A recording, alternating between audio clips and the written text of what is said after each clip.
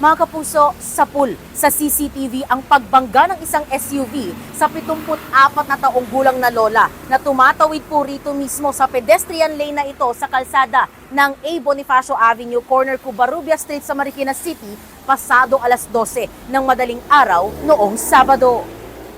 Kita ang nakapayong na biktima na tumatawid ng kalsada. Dumaan ang isang sasakyan sa harap niya. Ilang saglit pa, nabangga siya ng kasunod na sasakyan. Tumila po ng biktima sa kabilang lane ng kalsada at dumiretso sa pagtakbo ang nakabundol na sasakyan. Agad namang rumisponde ang isang rider at iba pang tao na nakakita sa nabanggang biktima.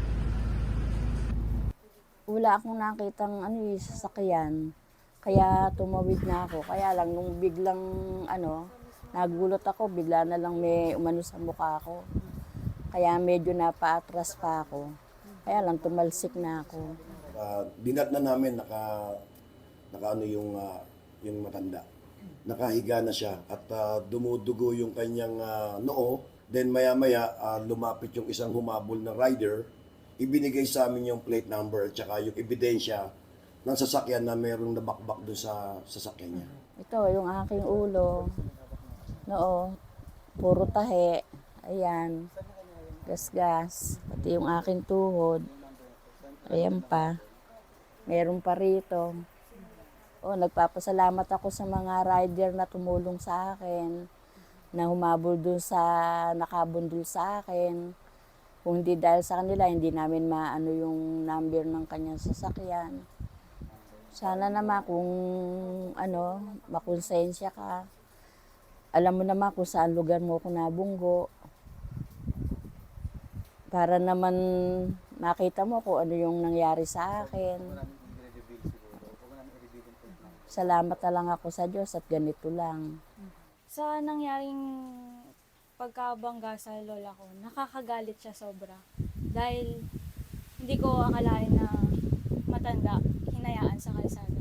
Yung pagkakabangga sa kanya malakas talaga. Kasi nasa kabilang lane na siya malapit na siya sa bangketa. Pero nung natamaan siya ng sasakyan, napunta pa siya sa kabilang kalsada. Pasalamat na lang talaga na walang kasunod na sasakyan dun sa kabilang lane. Kasi kung hindi, madodoble yung mangyari sa kanya. Sa nakabangga sa lola ko, nais kong sa kanya na sumuko na siya.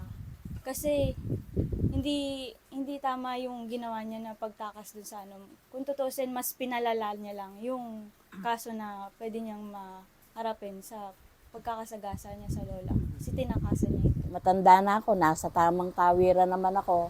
Akala ko pag tumawid doon sa tawiran, safety ka pala, pwede ka rin palang bungguin. Bigyan sana ng respeto ang pedestrian. Unang-una, kitang-kita sa CCTV na yung matanda ay tumatawid sa tamang tawiran at ito'y nabanggari niya. At masakit dito na talagang walang minor. Talagang kita natin na tumalansik yung matanda. Mula po dito sa Marikina City, EJ Gomez para sa GMA Integrated News.